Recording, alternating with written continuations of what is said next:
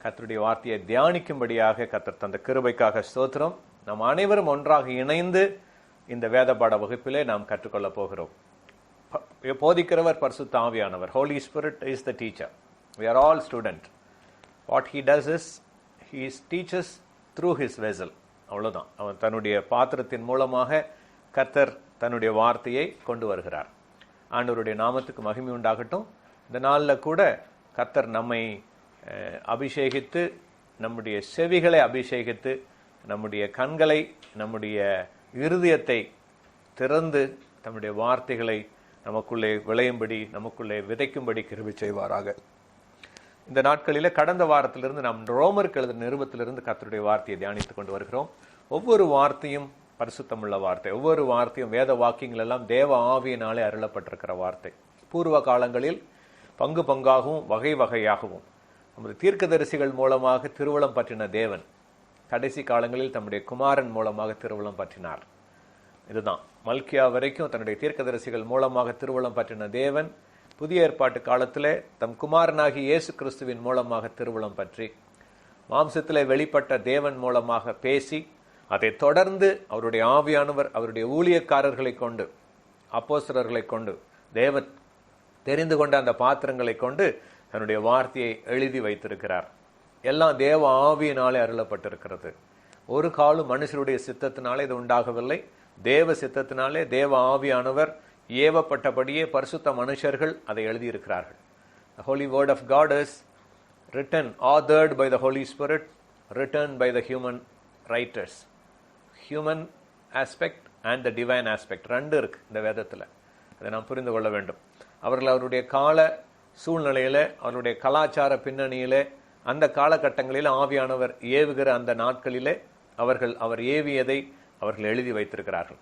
நம்ம தியானிக்கும் பொழுது, அந்த ஆழங்களுக்கு சென்று தியானிக்கும் பொழுது, ஆவியானவரோட துணையோடு தியானிக்கும் பொழுது இந்த வார்த்தைகள் நமக்கு ஆவியாயும் ஜீவனாயும் மாறும்.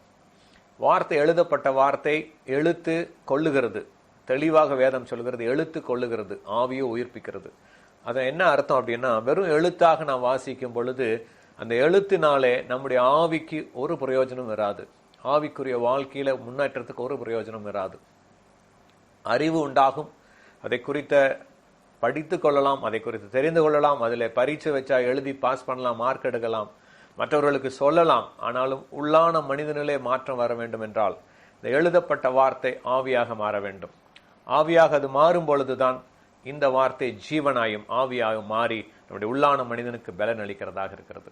எந்த அதிகாரத்தை படித்தாலும், எந்த வசனத்தை படித்தாலும் இதைத்தான் நாம் ஆண்டவரிடத்தில் கேட்க வேண்டும். ஆண்டவரே, இந்த வார்த்தை நான் வாசிக்கிற அல்லது தியானிக்கிற இந்த வார்த்தை எனக்கு ஆவியாயும் ஜீவனாயும் மாறட்டும்.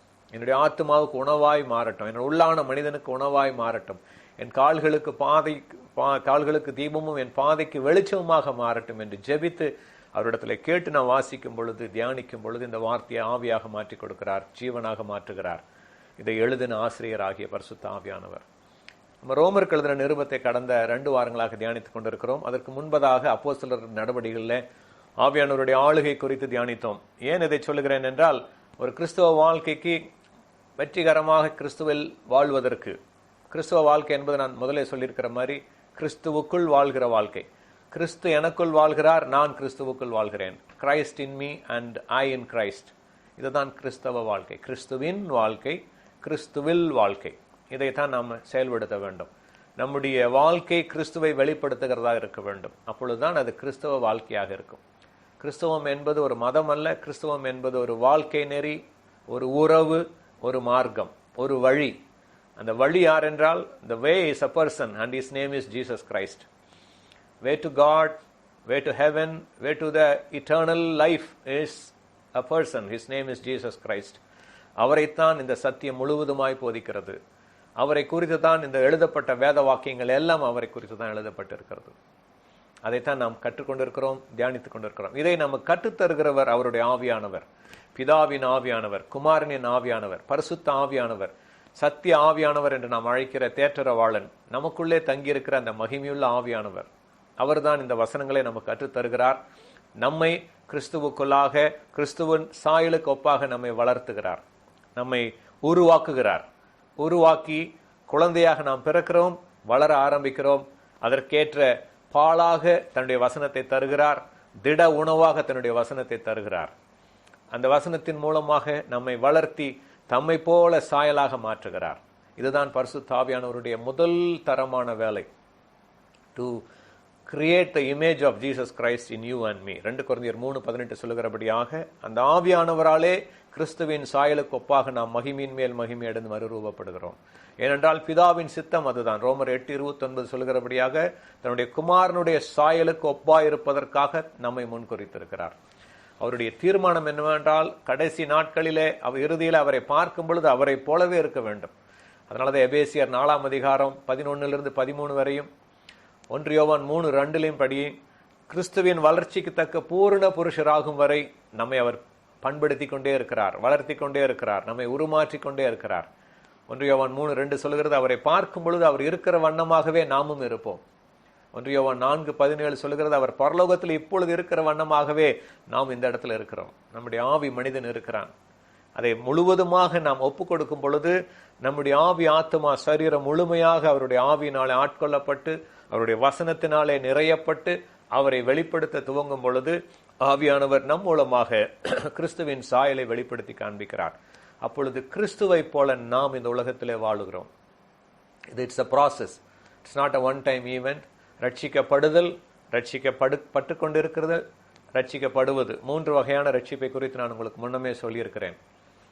ஆண்டவரை ஏற்றுக்கொள்ளும் பொழுது நாம் ரட்சிக்கப்பட்டோம். அவருடைய வசனத்தின் மூலமாக ஆவியானவர் நம்மை தொடர்ந்து ரட்சித்துக் கொண்டே இருக்கிறார். sanctification, the process is called sanctification. ஒரு நாள் மகிமையான சரீரத்தோடு கூட நாம் உயிர்த்தெழுவோம், அவருடைய சாயலாக உயிர்த்தெழுவோம்.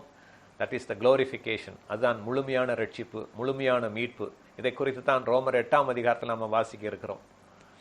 இந்த காரியத்தை தான் நமக்குள்ளே வாசம் செய்கிற ஆவியானவர் செய்து கொண்டே இருக்கிறார். So the first thing is he is changing us into the image of our Lord Jesus Christ.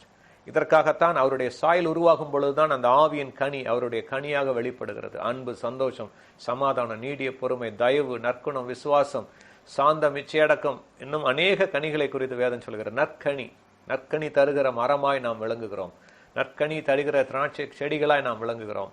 ஏனென்றால் அவர் செடி, நாம் அவருடைய கொடிகள். அவரை போலவே அவருடைய ரசத்தினாலே, அவருடைய ஜீவனினாலே, நமக்குள் இருக்கிற அந்த ஜீவனினாலே அவரை நாம் வெளிப்படுத்த ஆரம்பிக்கிறோம். நமக்குள்ள இருக்கிற அந்த ஒளியினாலே நாம் ஒளியாய் மாறுகிறோம்.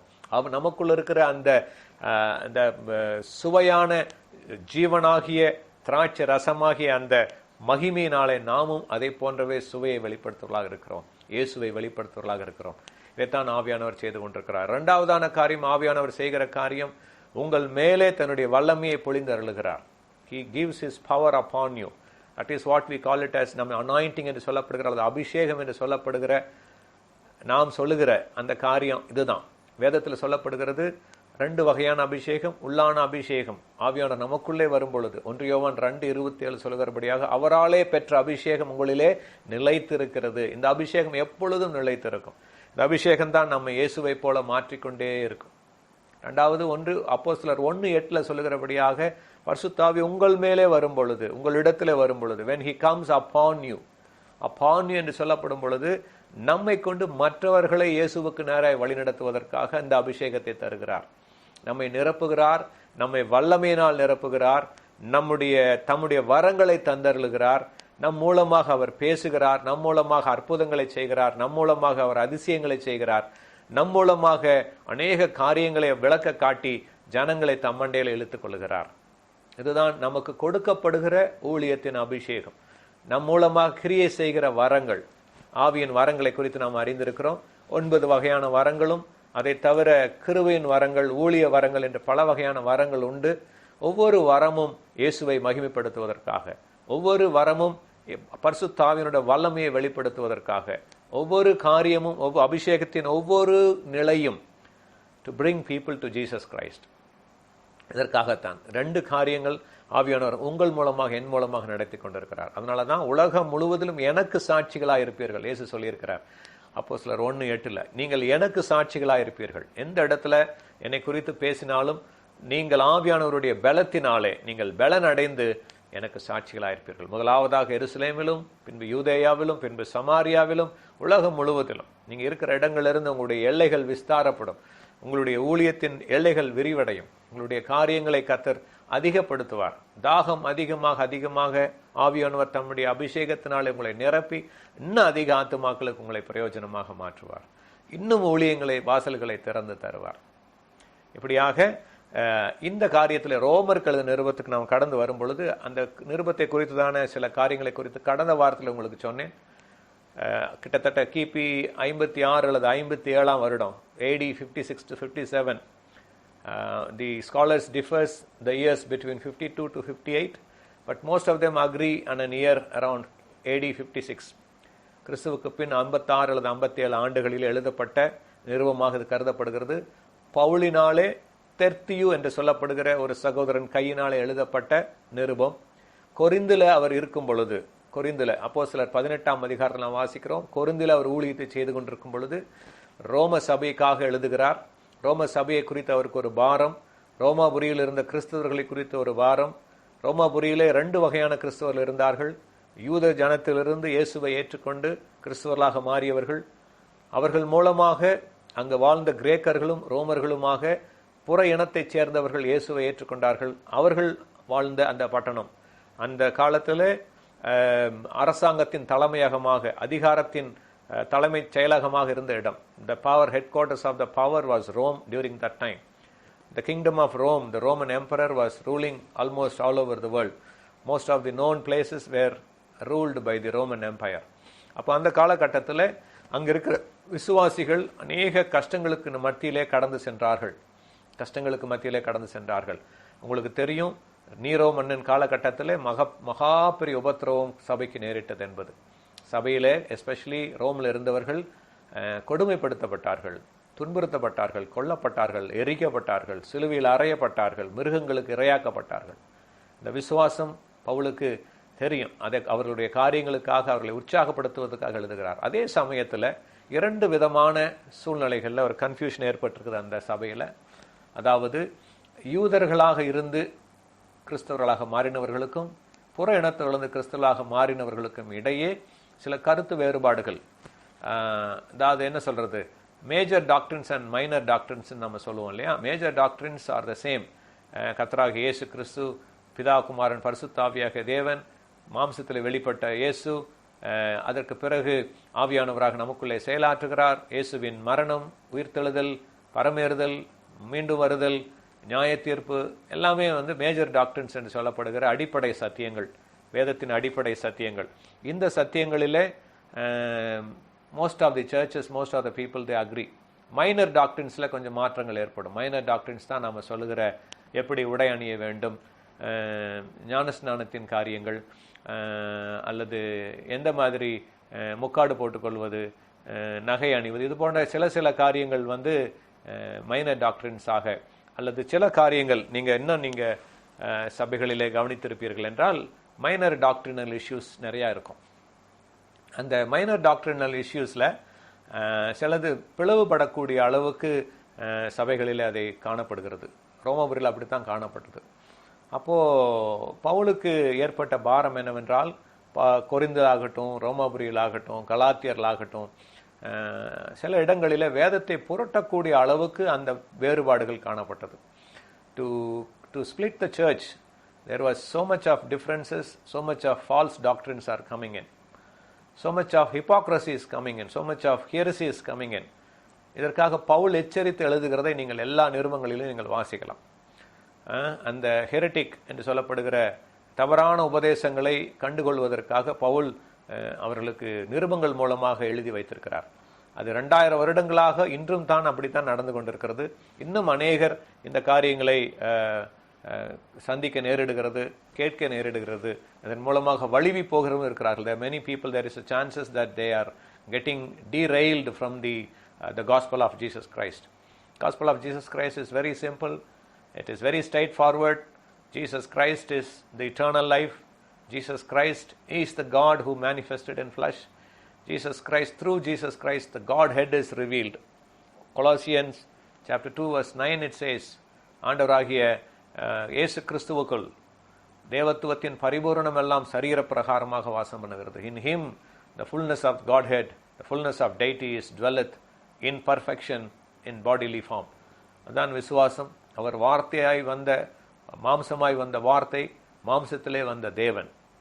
அவர் நமக்காக கிருபாதார பலியாக, நமக்காக அவர் இரத்தத்தை சிந்தி மரித்தார், உயிர் தெழுந்தார், மரணத்தை ஜெயித்தார், பரலோகத்துக்கு எழுந்து சென்றார், வீற்றிருக்கிறார், நமக்காக பரிந்து பேசிக் கொண்டிருக்கிறார், மீண்டுமாக திரும்ப வருவார், திரும்ப வந்து நம்மை அவரோடு கூட இருக்கும்படியாக அழைத்து செல்லுவார். அது மட்டுமல்ல, நன்மை செய்தவர்களுக்கு அல்லது அவரை ஏற்றுக்கொண்ட பின்பு நன்மை செய்தவர்களுக்கு நித்திய ஜீவனையும், அவருக்கென்று வாழ்ந்தவர்களுக்கு நித்திய ஜீவனையும், அவரை புறக்கணித்தவர்களுக்கு நித்திய நரக தண்டனையும் அளிப்பதற்காக நியாயாதிபதியாக வரப்போகிறார். இதுதான் வேதத்தின் அடிப்படை சத்தியம், இயேசு கிறிஸ்துவை குறித்த சத்தியம். அதை நோக்கித்தான் ஜனங்களுக்கு நாம் வழிநடத்த வேண்டும். அவருடைய சத்தியத்துக்கு நேராக இயேசுவின் அறிவுரைகளை, இயேசுவின் அல்லது அவருடைய உபதேசங்களை நாம் பின்பற்றுவது மட்டுமல்ல, மற்றவர்களுக்கும் அதை நாம் கற்றுக் கொடுக்கிற பணியிலே நாம் ஈடுபட வேண்டும். அப்படியாகத்தான் பவுல் ஊழியம் நடைபெற்றது, அப்படியாகத்தான் பேதுருவின் ஊழியம் நடைபெற்றது, அப்படியாகத்தான் அப்போஸ்தலர்கள் ஆதி திருச்சபையில் அப்படித்தான் ஊழியங்கள் நடந்தன. இந்த ஊழியங்கள் நடக்கும் பொழுது அதை புரட்டுவதற்காக அநேகர் எழுப்பினார்கள், வேறு பல காரணங்களினால.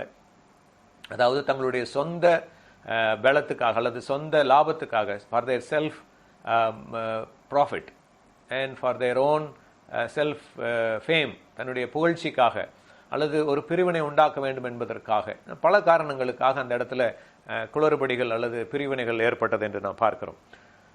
அதை குறித்ததான காரியங்களை இந்த வாரத்தில் நம்ம பார்க்க போகிறோம். ரோமருக்கு எழுதின நிருபத்தில் 2ஆம் அதிகாரத்தில் நாம் இன்று தியானிக்க போகிறோம்.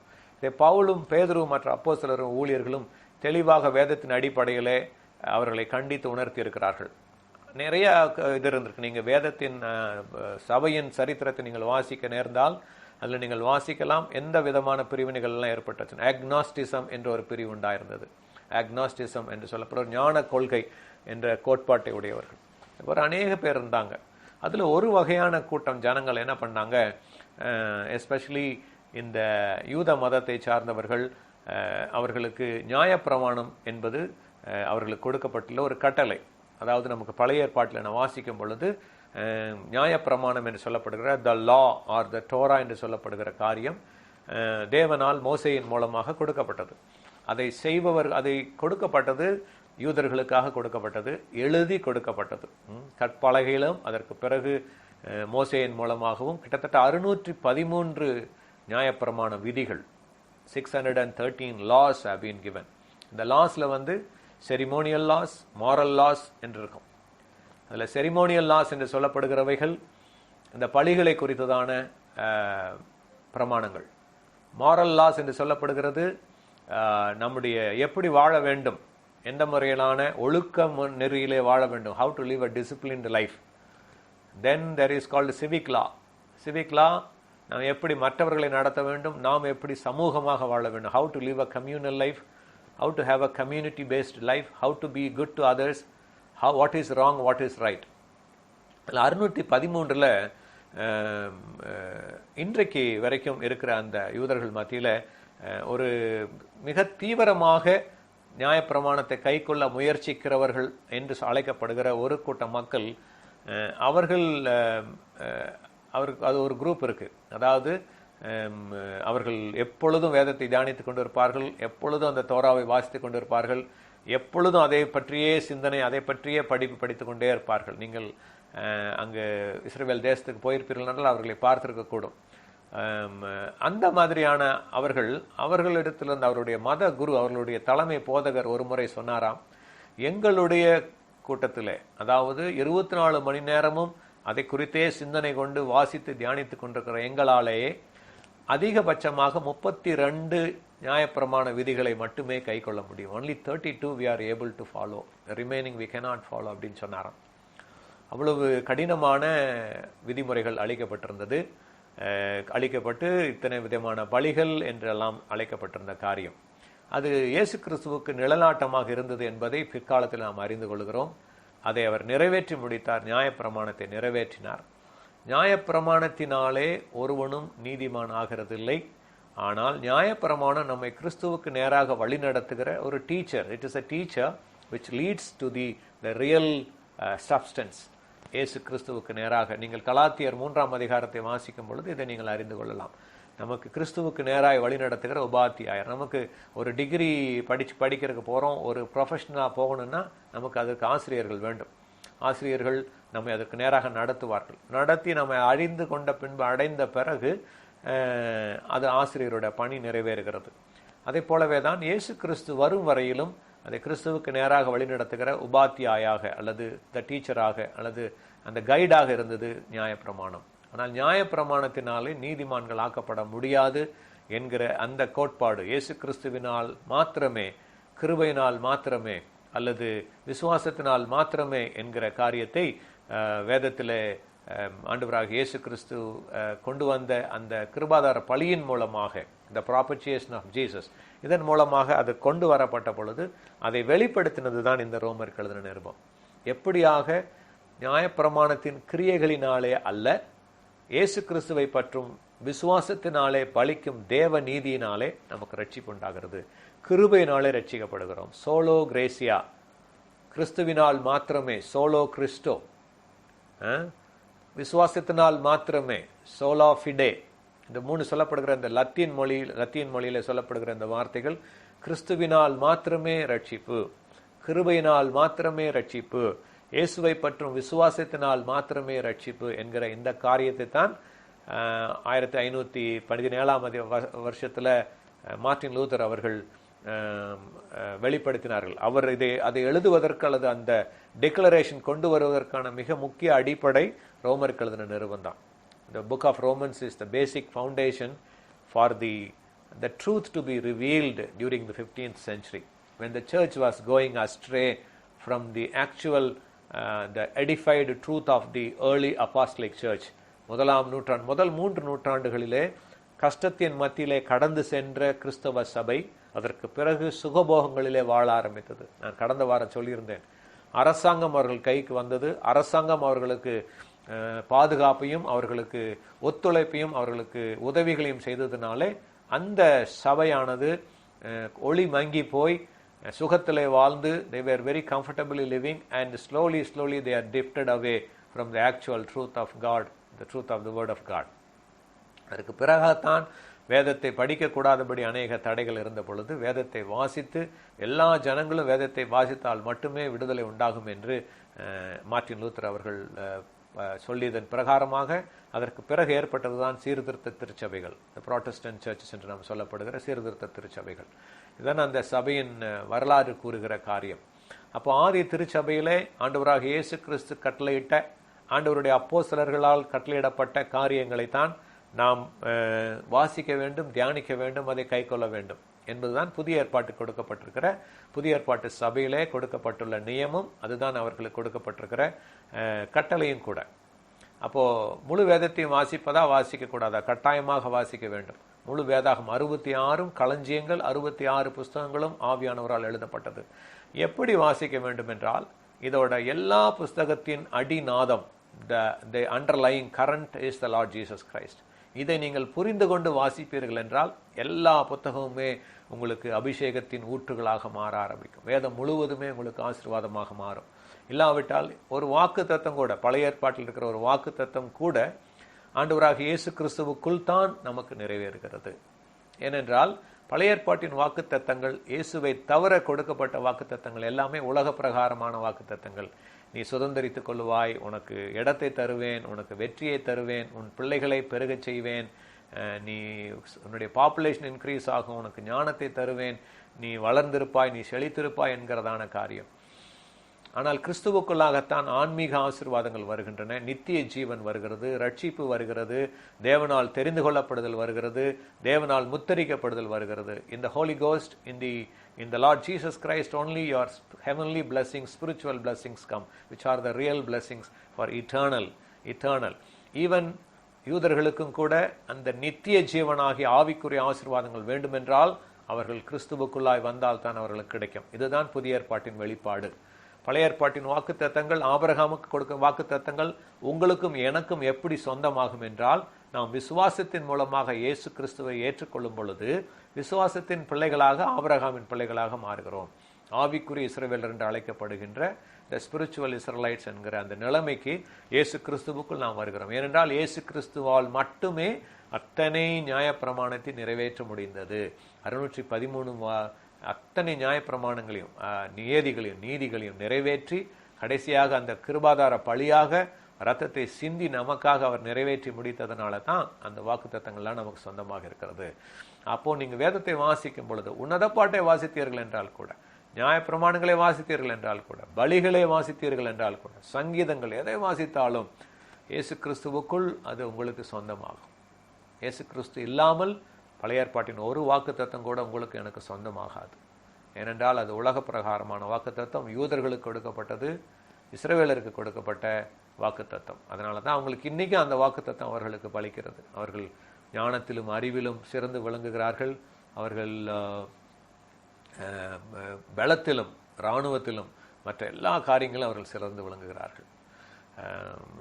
நமக்கு அது கிடைக்கும், கர்த்தர் தருவார், நம்மை ஆசீர்வதிப்பார். ஆனால் முதலாவது தேவனுடைய ராஜ்யத்தை அவருடைய நீதியும் தேடுங்கள் என்றுதான் உங்களுக்கும் எனக்கும் ஆண்டவராக இயேசு கிறிஸ்து சொல்லியிருக்கிறார். இப்போ இந்த காலகட்டத்தில் நாம் இப்போ 2ஆம் அதிகாரத்துக்குள்ள வேதத்தை திருப்பி வைத்துக் கொள்ளுங்கள். லெட் அஸ் கோ த்ரூ இந்த ரோமன்ஸ் சாப்டர் 2. அப்போ நீங்கள் வாசிக்கும் பொழுது இயேசு கிறிஸ்து எப்படி வெளிப்படுகிறார் என்பதைத்தான் நீங்கள் அறிந்து வாசிக்க வேண்டும். புதிய ஏற்பாட்டில் அவர் வெளிப்படுத்தப்பட்டிருக்கிறார். நிருபங்களில், சுவிசேஷங்களில் அவர் பேசின வார்த்தைகள் இருக்குது. அதனால தான் சுவிசேஷங்களை நீங்கள் வாசிக்கும் பொழுது இயேசுவின் வார்த்தைகளை நீங்கள் இன்னுமாய் அறிந்து கொள்ள முடியும். இயேசு கிறிஸ்துவின் போதனைகளை நாம் இன்னுமாய் அறிந்து கொள்ள முடியும். அதற்கு பிறகு அப்போஸ்தலர் நடவடிக்கைகளில் இருந்து ஆரம்பித்து நிருபங்களை வாசிக்கும் பொழுது ஆவியானவர் தன்னுடைய ஊழியக்காரர்கள் மூலமாக, ஆண்டவராக இயேசு சொன்னார் அல்லவா, நான் அநேக காரியங்களை உங்களுக்கு சொல்ல வேண்டியது இருக்குது, அதை சொன்னால் நீங்கள் இப்பொழுது தாங்க மாட்டீர்கள். யோவான் 16 சொல்றார், ஆவியானவர் வரும்பொழுது அவர் உங்களை எல்லா சத்தியத்துக்குள்ளும் நடத்துவார், நான் உனக்கு சொன்னவைகளை எல்லாம் அவர் ஞாபகப்படுத்தி உங்களை என்னை மகிமைப்படுத்துவார் என்று இயேசு சொன்னார். அதுதான் ஆவியானவர் செய்தார், இன்னும் செய்து கொண்டிருக்கிறார். அவர் செய்து அந்த வசனங்களை தன்னுடைய அப்போஸ்தலர்கள் மூலமாக அதை வெளிப்படுத்தினார். இயேசு கிறிஸ்து வெளிப்படுத்தப்பட்டது புதிய ஏற்பாடு முழுவதுமாக. அவருடைய மகிமை வெளிப்படுத்தப்பட்டது, அவருடைய கிருபை, அவருடைய அன்பு, தேவத்துவத்தின் பரிபூர்ணம் வெளிப்படுத்தப்பட்டிருக்கிறது இயேசு கிறிஸ்துவின் மூலமாகத்தான். அதில் இந்த ரோமர்கள் எழுதின நிருபம் மிக மிக விசேஷமான நிருபம். ஆழமாக இருக்கும், புரிந்து கொள்வதற்கு சில முறை கடினமாக கூட இருக்கலாம். ஆனால் நீங்கள் ஆவியானவருடைய ஒத்தாசையோடு கூட அதை வாசிக்கும் பொழுது உங்களுக்கு கட்டாயமாக அது சத்தியமான பலனை தரும். அதாவது மெய்யான பலனை தரும். சத்தியத்தை அறிந்து கொள்ள கிருபை தரும். சத்தியத்தை அறியும் பொழுது விடுதலை உண்டாகும். சத்தியத்தை அறிவீர்கள், சத்தியம் உங்களை விடுதலையாகும். The truth will set you free. இந்த 2ஆம் அதிகாரத்தில் மெயினா என்ன சொல்றாருன்னு பார்த்தீங்கன்னா, தான் நீதிமான் என்று நினைத்து மற்றவர்களை குற்றவாளியாக தீர்க்கிறவர்களுக்கு ஒரு எச்சரிக்கையாக இந்த அதிகாரம் எழுதப்பட்டிருக்கிறது. அதனால தான் நான் இன்னைக்கு கொடுத்திருக்கிற தலைப்பு கிரியைக்கேற்ற பலன் அப்படின்னு சொல்லி எழுதியிருக்கேன். நான் உங்களுக்கு அதை விளக்கி சொல்கிறேன். கிரியைக்கேற்ற பலன், அதோட இந்த வசனத்தோட பழைய ஏற்பாட்டு ரெஃபரன்ஸ் எங்கே இருக்குன்னு பார்த்தீங்கன்னா, எரேமியா 32ஆம் அதிகாரம் 19ஆம் வசனத்தை வாசிச்சிங்கன்னா நீங்கள் தெரிந்து கொள்ளலாம். எரேமியா 32:19 அவனவனுடைய வழிக்கு தக்கதாகவும் அவனவனுடைய கிரியைகளின் பலனுக்கு தக்கதாகவும் கிரியைக்கு தக்கதாகவும் அழைக்கும்படி நம்முடைய கண்கள் மனுபுத்திரருடைய எல்லா வழிகளின் மேலும் நோக்கமா இருக்கிறது. தேவனுடைய கண்கள் நம்முடைய எல்லா வழிகள் மேலும் நோக்கமா இருக்கிறது. ஏனென்றால் அவனவனுக்கு அவனவனுடைய வழிக்கு தக்கதாகவும் அவனவனுடைய கிரியையின் பலனுக்கு தக்கதாகவும் அளிக்கும்படிக்கு, கிரியைக்கு தக்க பலனை அளிக்கும்படிக்கு அவருடைய கண்கள் நோக்கமா இருக்கிறது என்று எழுதியிருக்கிறது. ஓகே, அதைத்தான் 6ஆம் வசனத்தில் ரோமர் 2:6 அவனவனுடைய கிரியைக்கு தக்கதாக அவனவனுக்கு அவர் பதிலளிப்பார். அவனவனுடைய கிரியைக்கு தக்கதாக அவனவனுக்கு பதிலளிப்பார். இதுல 2 விதமாக இருக்கு. நாம் கிரியைகள் என்று சொல்லும் பொழுது, கிறிஸ்தவர்களுக்கு கிரியைகள் என்று சொல்லும் பொழுது, நீங்கள் ஆண்டவருடைய பிள்ளையாக மாறிய பிறகு செய்கிற அனைத்து காரியங்களும், all the deeds which you do as a child of God, அதைத்தான் வேதம் தெளிவாக நமக்கு போதிக்கிறது. கிறிஸ்துவுக்கு முன், கிறிஸ்துவை ஏற்றுக்கொள்ளாததற்கு முன் இருந்த காரியங்களுக்கான அதுக்கான பாவத்திற்கான அது பலனும் தண்டனையும் அல்லது அவர்கள் செய்கிற நன்மைக்கு ஏதுவான இரக்கங்களும் உண்டாகிறது. ரட்சிக்கப்படாதவர்களும் இயேசுவை அறியாதவர்களும் கூட நன்மை செய்கிறவர்களுக்கு நன்மை நடக்கிறது அல்லவா? அது தேவனுடைய நீதி. அது it's a heavenly eternal law, good for good, நீ நன்மை செய்தால் உனக்கு நன்மை இல்லையோ? நீ நன்மை செய்தால் உனக்கு நன்மை வரும். It will come to you. உன் பிள்ளைங்க நல்லா இருப்பாங்க, உனக்கு நன்மை உண்டாகும். ஏழைக்கு உதவி செஞ்சினா உனக்கு நன்மை உண்டாகும். திக்கட்டவர்களுக்கு உதவி செய்யும் பொழுது உன் குழந்தைகளுக்கு நன்மை உண்டாகும். நன்மை செய்யும் பொழுது நன்மை உண்டாகும். தீமை செய்கிறவர்களுக்கு தீமை உண்டாகும். தீமை செய்கிறவர்களுக்கு அதற்கேற்ற தண்டனை அனுபவிப்பார்கள். சட்டத்தின்படியும் இறைவனுடைய திட்டத்தின்படியும் அவர்களுக்கு தண்டனை உண்டு. ஆனால் நாம் சொல்லுகிற இந்த கிரியைக்கேற்ற பலன் என்று சொல்லுவது கர்த்தருடைய பிள்ளைகளுக்கு, கிறிஸ்தவர்களுக்கு, இயேசுவை ஏற்றுக்கொண்டோம் என்று சொல்லுகிறவர்களுக்கு அவர்கள் செய்கிற கிரியைகள். ரட்சிக்கப்பட்ட பிறகு நீங்கள் நற்கிரியைகளை செய்வதற்காக சிருஷ்டிக்கப்பட்டிருக்கிறீர்கள் என்பதை மறந்து போகக்கூடாது. Ephesians chapter 2 verses 10 says, you have been master crafted, hand crafted by the master crafted to do the good works. These good works which should reflect the one who is in us. நமக்குள்ள இருக்கிறவரை பிரதிபலிக்கிறதாக இருக்க வேண்டும். It has to reflect the one who is living inside of us. அதுதான் நமக்கு ஆண்டவர் சொல்லியிருக்கிற கிரியைகள். Okay, இந்த கிரியைகளுக்கு ஏற்ற பலன் தான். இப்போ இதுக்கு வர்றதுக்கு முன்னாடி நான் உங்களுக்கு இந்த ஒரு காரியத்தோட அந்த அதிகாரத்தின் சாராம்சத்தை சொல்லுகிறேன். அப்போ இந்த கிரியைகளை, நல்ல கிரியைகளை செய்ய வேண்டும், தீய கிரியைகளை செய்யக்கூடாது. தேவனுக்கேற்ற பலனை தருகிற கிரியைகளை செய்ய வேண்டும், தேவனுக்கு பிரியமில்லாத கிரியைகளை செய்யக்கூடாது. தேவனுடைய சித்தத்துக்கு எதிரான கிரியைகளை செய்யக்கூடாது, தேவனுக்கு விருப்பமில்லாத கிரியைகளை செய்யக்கூடாது. அப்போ நாம் என்ன செய்கிறோம்? தேவனுக்கு பிரியமில்லாத கிரியைகளை செய்யக்கூடாது என்று மற்றவர்களுக்கு போதிக்கிறோம், அல்லது மற்றவர்களை நாம் ஐடென்டிஃபை பண்ணி பேசுகிறோம். அது பிரசங்கமாக இருக்கலாம், அல்லது காசிப்பாக இருக்கலாம், அல்லது மற்றவர்களிடத்துல சொல்லுவதாக இருக்கலாம், குறை கூறுவதாக எதுவாக இருக்கலாம். அதனால முதல் வசனத்தில் ஆரம்பிக்கிறாரு, மற்றவர்களை குற்றவாளியாக தீர்க்கிறவனே, நீ யாரா இருந்தாலும் சரி, போக்கு சொல்ல உனக்கு இடமில்லை. நம்ம போதகர்களாக இருந்தாலும், விசுவாசிகளாக இருந்தாலும், சபையில் எந்த ஒரு பொறுப்பில் இருந்தாலும் அல்லது எந்த பொறுப்பில் இல்லாவிட்டாலும், இயேசு கிறிஸ்துவை ஏற்றுக்கொண்ட கர்த்தருடைய பிள்ளைகள் என்று அழைக்கப்படுகிற நானும் நீங்களும் மற்றவர்களை குற்றவாளியாக தீர்க்கும் பொழுது சில காரியங்களை கவனமாக கொள்ள வேண்டும். நீ குற்றமாக தீர்க்கிறவைகளை நீயே செய்கிறபடியால் நீ மற்றவர்களை குறித்து சொல்லுகிற தீர்ப்பினாலே உன்னைத்தானே குற்றவாளியாக தீர்க்கிறாய். மனிதர்கள் பலவீனமான, நம்முடைய மாம்சம் பலவீனம் உள்ளது. பாவமில்லாதவன் ஒருவனும் இல்லை. கடைசி நாள் வரைக்கும் ஏதாவது ஒரு அந்த மாம்சத்தின் சிந்தை இழுத்துக்கிட்டே இருக்கும். இதை நாம் புரிந்து கொள்ள வேண்டும். தேவன் தவிர ஒருவனும் நீதிமான் இல்லை, தேவன் தவிர ஒருவனும் நல்லவன் இல்லை. நாம் எப்படி இந்த உலகத்தில் நல்லவர்களாக வாழ்கிறோம் என்றால், நம்முடைய ஆவி மனிதன் புதிதாக்கப்படுகிறான், இயேசுவை போல மாறுகிற ஆவி. அவன் நல்லவன். அதாவது உங்களுக்குள்ளே இருக்கிற ஆவி, பரிசுத்த ஆவியானவர் வாசம் பண்ணுகிறார் அல்லவா? 1 கொரிந்தியர் 6:17 சொல்லுகிறபடியாக இந்த ஆவி மனிதன், அவராலே பிறந்த மனிதன், அவரை போன்ற மனிதன், தேவனுடைய சாயலாக வந்த மனிதன், இவன் பாவம் செய்வதில்லை. ஆனால் மாம்ச சரீரம், ஆத்துமா எதற்கு ஒத்து போகிறதோ, ஆவி மனிதன் பலப்படும் பொழுது ஆத்துமாவின் ஆதிக்கம் ஆவிக்கு கீழாக கடந்து வருகிறது. ஆவி மனிதன் பலவீனப்படும் பொழுது சரீரம், மாம்ச சரீரம் பலமடைகிறது. மாம்சம் பலமடைந்து ஆத்துமா அதற்கு கீழாக, அதற்கு அடிமையாக ஒப்புக் கொடுக்கப்படுகிறது. அப்ப சரீரம் கிரியை செய்யும் பொழுது மாம்சத்தின் கிரியைகள் வெளியரங்கமாகின்றன. மாம்சத்தின் கிரியைகள் வெளியரங்கமாகும் பொழுது இந்த ஆவி மனிதன் பலவீனம் அடைகிறான். அப்பொழுதுதான் நீங்களும் நானும் இந்த 2 நேச்சருக்கு நடுவில் மாட்டிட்டு முழிக்கிறோம். ஆவியின் அதாவது மறுபிறப்படைந்த அந்த நேச்சரும், மாம்ச பிரகாரமான நேச்சரும், சுபாவம், மாம்ச சுபாவம், ஆவிக்குரிய சுபாவம், 2 சுபாவம் இருக்கு. அப்போ இந்த 2 சுபாவத்தில் இருக்கும் பொழுது நாம் செய்கிற பாவங்களை மற்றவர்களை குற்றவாளியாக தீர்க்கும் பொழுது, நாமே அதை செய்து கொண்டு செய்யும் பொழுது நமக்கு 2 மடங்கு தண்டனை உண்டு என்பதை மறந்து போகக்கூடாது. ஏன்னா அது செய்யக்கூடாதுன்னு கர்த்தர் கொண்டிருக்கிற கட்டளைகளை மீறி நாம் அதை செய்யறோம். அதே சமயத்தில் செஞ்சுக்கிட்டே மற்றவங்களையும் குற்றவாளிகளாக தீர்த்து அதற்கு ஒரு தண்டனை ஆக்கினியை குவித்துக் கொள்கிறோம். நீ உன்னைத்தானே குற்றவாளியாக்குகிறாய். இப்படி செய்கிறவர்களுக்கு தேவனுடைய நியாய தீர்ப்பு சத்தியத்தின்படியே இருக்கிறது இல்லையா? ஏற்கனவே சொல்லியிருக்கிறபடியாக இதை செய்தவர்களுக்கு தண்டனை உண்டு. அதற்கு உதாரணமாக சொல்லுகிறார். 21ஆம் வசனத்துல சொல்றாரு, களவு செய்யக்கூடாது என்று போதிக்கிற நீ களவு செய்யலாமா? திருடக்கூடாதுன்னு சொல்லிட்டு நீயே திருடலாமா? திருடுறது வந்துட்டு கொள்ளையடிக்கிறது மட்டும் இல்லை, வேறு வகையான திருட்டுகளும் உண்டு இல்லையா? ஏமாற்றுக்காரங்கள் உண்டு, அதை பண ஆசை பிடித்து செய்கிற காரியங்களும் உண்டு. விபச்சாரம் செய்யக்கூடாது என்று சொல்லுகிற நீ விபச்சாரம் செய்யலாமா? விக்கிரகங்களை அருவருக்கிற நீ கோவில்களை கொள்ளையிடலாமா? நியாயப்பிரமாணத்தை குறித்து மேன்மை பாராட்டுகிற நீ நியாயப்பிரமாணத்தை மீறி நடந்து தேவனை கனவீனம் பண்ணலாமா? எதை குறித்து நீ பிரசங்கிக்கிறாயோ அதற்கு மாறான காரியங்களை நீ செய்யலாமா என்று கேட்கிறார்.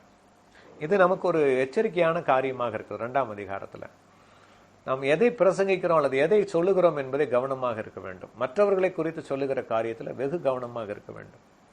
அதனால தான் வீண் சம்பாஷணைகள் நல்லொழுக்கத்தை கெடுக்கும் என்று 1 கொரிந்தியர் 15ஆம் அதிகாரத்தில் 33ஆம் வசனத்தில் எழுதியிருக்கிறது. வீண் சம்பாஷணைகள் தேவையில்லாத, the gossips will always pollute the discipline. So when we say something about others, most of the times we will be doing the same thing. இதை குறித்து தான் சொல்லுகிறார். நீ மற்றவர்களை குற்றவாளியாக தீர்க்கிறதுக்கு நீயே அவைகளை செய்கிறபடியாய் உன்னை குறித்து நீயே தீர்ப்பு சொல்லுகிறாய். இப்படி பண்ணக்கூடாதுன்னு சொல்லி செய்யறோம். இந்த செய்யறதுனால தான் தேவனுடைய நாமம் புறஜாதிகளுக்குள்ளே உங்கள் மூலமாய் தூஷிக்கப்படுகிறது. இதுதான் நடக்கிற காரியம். வெளியில கிறிஸ்தவர்கள் என்று சொல்லப்படும் பொழுது ஒரு மரியாதையோ இல்லை, அல்லது ஒரு கனமும் கிடையாது. கர்த்தருடைய நாமம் தூஷிக்கப்படுகிறது. ஏனென்றால் கிறிஸ்தவர்கள் என்று சொல்லிக் கொள்ளுகிறவர்கள் அவர்கள் எதை தாங்கள் சொல்லுகிறார்களோ அதை செய்கிறதில்லை. சொல்லுகிறதுக்கு மாறாக அவருடைய வாழ்க்கை இருக்கிறது. They don't do what they speak. Your preaching and practice should be the same. Your words and way should be the same. Your words and your walk should be the same. This is how God has called you. That is how Jesus is. அவர் சொன்னதைத்தான் செஞ்சாரு, செய்ததைத்தான் சொன்னார். நீங்களும் நானும் அப்படித்தான் இருக்க வேண்டும். செய்ததைத்தான் சொல்ல வேண்டும், சொன்னதைத்தான் செய்ய வேண்டும். வேதத்தின் அடிப்படையில், கர்த்தருடைய வசனத்தின் அடிப்படையில். தேவனுடைய நாமம் புறஜாதிகளுக்குள்ளே உங்கள் மூலமாய் தூஷிக்கப்படுகிறதற்கு காரணம் என்னவென்றால், செய்யக்கூடாதவைகளை நாமும் செய்கிறோம். செய்துவிட்டு அதை செய்கிறவர்களையே நாம் அவர்களையே குற்றப்படுத்துகிறோம், மற்றவர்களை குற்றப்படுத்துகிறோம். குற்றவாளியாக தீர்க்கிற நாமே அதே குற்றங்களை செய்து வருகிறோம். இதனால தேவனுடைய நாமம் தூஷிக்கப்படுகிறது. தேவனுடைய நியாய தீர்ப்புக்கு நம்ம தப்பித்துக் கொள்ள முடியாது. 3ஆம் வசனம் சொல்லி இருக்கிறது, இவைகளை செய்கிறவர்களை குற்றவாளிகள் என்று தீர்த்தும் அவைகளையே செய்கிறவனே, நீ தேவனுடைய நியாய தீர்ப்புக்கு தப்பிக்கொள்ளலாம் என்று நினைக்கிறாயோ? நாம் கொடுக்கப்பட்டிருக்கிற ஒரு பெரிய கிருபை என்ன தெரியுங்களா? கிறிஸ்து பிள்ளைகளாகிய உங்களுக்கு எனக்கு கொடுக்கப்பட்டிருக்கிற தேவ தயவு. தேவ தயவு, the grace, the mercy of God is protecting you. இயேசு கிறிஸ்துவின் ரத்தத்தினாலே உங்களுக்கு அந்த தேவ தயவு கொடுக்கப்பட்டிருக்கிறது. அதனால தான் புதிய ஏற்பாட்டில், பழைய ஏற்பாட்டில் தண்டனைகள் அவ்வளவு வெகு சுலபமாக விழுந்தது. ஒரு சின்ன கீழ்ப்படிதலுக்கு ஒரு தண்டனை ஏற்பட்டது. ஆனால் புதிய ஏற்பாட்டில் இன்றைக்கு பார்த்தாக்கா நீங்கள் வாசிக்கிற தவறுகள் எத்தனையோ காரியங்களை வந்துட்டு நம்மளும் செய்கிறோம். செய்தாலும் தேவ தயவு நம்மை குணப்படுத்தி கொண்டே இருக்கிறது. தேவ தயவு நம்மை பாதுகாத்து கொண்டே இருக்கிறது. தேவ தயவு நீ குணப்படும்படி உன்னை ஏவுகிறது என்று அறியாமல், அவருடைய தயவு, பொறுமை, நீடிய சாந்தம் இவைகளின் ஐஸ்வர்யம் உங்கள் மேலே என் மேலே கொடுக்கப்பட்டிருக்கிறது. அவருடைய தயவு, அவருடைய நீடிய பொறுமை, அவருடைய சாந்தம், அவருடைய நீடிய சாந்தம், பொறுமை. The softest part of God is overflowing in you and me. நீடிய பொறுமை, நீடிய தயவு, நீடிய சாந்தம், ஐஸ்வர்யம், the overflowing abundance and the riches. அதான் அதோட அர்த்தம். அவர்களின் ஐஸ்வர்யத்தை நீ அசட்டை பண்ணுகிறாயோ? அந்த கிரேஸ் பாருங்க, தேவ தயவு எப்படி இருக்கிறதா? It is overflowing measure. His grace, His mercy, His long suffering, His meekness, everything is overflowing towards us. இதனால தான் அசட்டை பண்ணாம நம்ம கவனமாக இருக்க வேண்டும் என்பதை குறித்து வேத இந்த இடத்துல போதிக்கிறது. அதற்கும் மேலாக நாம் மன கடினப்படுத்தி கொண்டே இருப்போம் என்றால், எனக்கு கிருபை இருக்கிறது, நான் ரட்சிக்கப்பட்டிருக்கிறேன், கர்த்தருடைய தயவு என்னை மீட்டுக் கொண்டிருக்கிறது என்று சொல்லிக்கொண்டே கிருபை கிருபை என்று சொல்லுகிறவர்கள் நாம் பார்த்திருக்கிறோம். சொல்லிக்கொண்டே அதே பாவங்களை செய்து வருகிறவர்களுக்கு நீதியுள்ள நியாய தீர்ப்பு வெளிப்படும் கோபாக்கினை நாளிலே கோபாக்கினை குவிக்கப்படும். புரியுதுங்களா? இப்போ உங்களுக்கு அந்த கிரேஸ் டீச்சிங் பற்றி, ஹைப்பர் கிரேஸ் டீச்சிங் பற்றி நீங்கள் கேள்விப்பட்டிருப்பீங்க. நீங்கள் இயேசுவின் ரத்தத்தினாலே கழுவப்பட்டவர்கள், ஒரு முறை நீதிமான்களாக்கப்பட்டவர்கள், நீங்கள் நீதிமான்கள் தான். உங்களுக்கு இனி நியாய தீர்ப்பு இல்லை. நீங்கள் எப்படி வேணுமாலும் இருக்கலாம், என்ன வேணாலும் பண்ணலாம். கர்த்தர் உங்களை மன்னிப்பார். கர்த்தர் உங்களை மன்னித்திருக்கிறார். ஆனால் நம்ம தொடர்ந்து செய்யும் பொழுது நம்முடைய மனம் என்ன செய்கிறது? கடினப்படுகிறது. Your heart gets hardened. And your heart, மன கடினம், குணப்படாத இருதயம், unrepentant heart, hardened heart, unrepentant heart, குணப்படாத இருதயம். இதுக்கு ரெண்டுக்கு என்ன தண்டனைனா, கோபாக்கினை குவிக்கப்படும். It will be heaped upon, heaped upon, heaped upon. ஒருவேளை இந்த உலகத்திலே அதை நீங்கள் காணாமல் இருக்கலாம். ஆனால் நிச்சயமாக அந்த நாளிலே தேவனுடைய நீதியுள்ள நியாய தீர்ப்பு வெளிப்படும் நாளிலே இதற்குரிய கோபாக்கினை குவிக்கப்படும். இது தேவனுடைய வார்த்தை. கோபாக்கினியை குவித்துக் கொள்ளுகிறாய். ஏனென்றால் கர்த்தருடைய வார்த்தை விதமாக சொல்கிறது, அவனுடைய கிரியைகளுக்கு தக்கதாக அவனுக்கு பலன் அளிப்பார். கர்த்தருடைய கண்கள் எல்லா இடத்துலையும் சுத்திக்கிட்டே இருக்கு. நம்ம 32:19 வாசிச்சோம்ல. இன்னொரு இடத்துல வாசிச்சிங்கன்னாக்கா, தம்முடைய வல்லமையை வெளிப்படுத்தும்படி உத்தம இருதயத்தோடே தம்மை தேடுகிறவர்களுக்கு, ஐ திங்க் 2 நாளாகமம் 15:9 நினைக்கிறேன், 16:9, அதில் தம்முடைய வல்லமையை வெளிப்படுத்தும்படி தேவனுடைய கண்கள் எங்கும் சுற்றி திரிகிறதா, எங்கும் பார்த்துக்கிட்டே இருக்கான். இன்னொரு இடத்துல சொல்லியிருக்கு நீதிமொழிகள்ல, தேவனுடைய கண்கள் நல்லார் பொல்லார் எல்லாரையும் நோக்கி பார்க்கிறதாம். கர்த்தருடைய கண்கள் எல்லாரையும் நோக்கி பார்த்துக்கிட்டே இருக்கு, யார் யார் என்னென்ன பண்ணிட்டு இருக்கிறாங்க அப்படின்னு சொல்லிட்டு. நீதி செய்கிறவனுக்கு நீதி உள்ள நியாய தீர்ப்பு, அநீதி செய்கிறவனுக்கு அநீதியான நியாய தீர்ப்பு. சோர்ந்து போக, அதனாலதான் அவனுடைய கிரியைகளுக்கு தக்கதாக அவனுக்கு பலன் அளிப்பார். நாம் அந்தரங்கத்திலும் வெளியரங்கத்திலும் செய்கிற 2 காரியங்களை குறித்தும் வெகு எச்சரிக்கையாக இருக்க வேண்டும். 2க்கும் பதில் உண்டு. எழுதியிருக்கார் பாருங்களேன். சண்டைக்காரராயிருந்து சத்தியத்துக்கு கீழ்ப்படியாமல், 8வது வசனம், சண்டைக்காரராயிருந்து சத்தியத்துக்கு கீழ்ப்படியாமல் அநியாயத்துக்கு கீழ்ப்படுகிறவர்களுக்கு உக்கிர கோபாக்கினை வரும். கோபாக்கினை குவித்துக் கொள்ளுகிற கோபாக்கினை, இங்க உக்கிர கோபாக்கினை வரும். பொல்லாங்கு செய்கிற எந்த ஆத்மாவுக்கும் உபத்திரமும் வியாகுலமும் உண்டாகும். உபத்திரமும் வியாகுலமும் உண்டாகும். உக்கிர கோபாக்கினை, குவித்துக் கொள்ளுகிற கோபாக்கினை, உபத்திரவும் வியாகுலம். சரியா? இந்த மாதிரியான நியாய தீர்ப்புகள், இந்த மாதிரியான ஆக்கினை தீர்ப்புகள், தேவனுடைய நீதியுள்ள தீர்ப்பு வெளியாகிற நாளாயிருக்கிறது. அதுல 16ஆம் வசனத்தில் சொல்றாரு, என் சுவிசேஷத்தின்படியே, அதாவது பவுலின் சுவிசேஷத்தின்படியே, எழுதப்பட்டிருக்கிற சுவிசேஷத்தின்படியே தேவன் இயேசு கிறிஸ்துவை கொண்டு மனுஷருடைய அந்தரங்கங்களை குறித்து நியாய தீர்ப்பு கொடுக்கும் நாளிலே இது விளங்கும். All your personal life, all our hidden secrets will be justified, will be நியாயம் தீர்க்கப்படும். சரிங்களா? ஜஸ்டிஃபைடு நம்மை நல்லவராக காட்டுவது தான் ஜஸ்டிஃபைடு. This is justice. அவர் நியாய தீர்ப்பு கொடுக்கும் நாளிலே, அவர் நியாய தீர்ப்பு as a judge, அவருடைய நியாயாதிபதியாய் நியாயம் தீர்க்கும் நாளிலே, the judgment day, the day of judgment, இது விளங்கும். We will be judged. Our personal things will be judged. Our secret things will be judged. Our open things will be judged. We should be careful. Even what you do, people may not know, but God sees. கண்கள் எல்லாம் சுற்றி பார்த்துக்கிட்டே இருக்கு. நாம் என்ன செய்கிறோம், என்ன பேசுகிறோம், என்ன நினைக்கிறோம், நாம் நினைக்கிறதும் நாம் பேசுகிறதும் நாம் செய்கிறதும் ஒரே மாதிரி இருக்கிறதா, அல்லது ஒவ்வொன்றும் ஒவ்வொரு விதமாக இருக்கிறதா, எல்லாம் கர்த்தர் பார்த்துக்கிட்டே இருக்கிறார். மனுஷருடைய அந்தரங்கங்களை குறித்து அவர் நியாய தீர்ப்பு கொடுப்பார். அதே சமயத்தில் நீங்களும் நானும் நற்கிரியைகளை செய்வதற்காக அழைக்கப்பட்டவர்கள் இல்லையா? நற்கிரியைகளை செய்வதற்காக படைக்கப்பட்டவர்கள். கிரியையினாலே ரட்சிப்பு கிடையாது. ஆனால் ரட்சிக்கப்பட்ட பிறகு கர்த்தருடைய பிள்ளைகளாக இருக்கிற பொழுது நாம் நற்கிரியைகளை செய்ய வேண்டும். அதனால தான் ஆண்டவர் இயேசு சொன்னார் மத்தேயு 5ஆம் அதிகாரத்தில் 14ஆம் வசனத்தில், மனுஷர் உங்கள் நற்கிரியைகளை கண்டு பிதாவை மகிமைப்படுத்தும்படியாக. மனுஷர் உங்கள் நற்கிரியைகளை கண்டு. இன்னொரு வசனத்தில் சொல்றாரு, எபேசியர் 2:10, நாம் நற்கிரியைகளை செய்யும்படிக்கு படைக்கப்பட்டிருக்கிறோம், புது சிருஷ்டியாய் படைக்கப்பட்டிருக்கிறோம். You will not be saved because of what you did. அந்த கிரியைகள் எல்லாம் தேவனுடைய பார்வையில கந்தையா இருக்கிறது, அழுக்கா இருக்கிறது. ஆனால் ஆண்டவரை ஏற்றுக்கொண்ட பிறகு செய்கிற காரியங்கள் இருக்கிறது அல்லவா, அது ஆண்டவருக்கு மகிமையை கொண்டு வருகிற காரியங்கள் அவராலே நம் மூலமாக நடத்தப்படுகிறது. நற்கிரியைகளை நம் மூலமாக அவர் செய்கிறார். பிலிப்பியர் 2:13 அந்த நன்மையை செய்ய வேண்டும் என்கிற ஆர்வத்தையும் கொடுக்கிறவர் அவர் தான், ஆசையை கொடுக்கிறவர் அவர் தான்.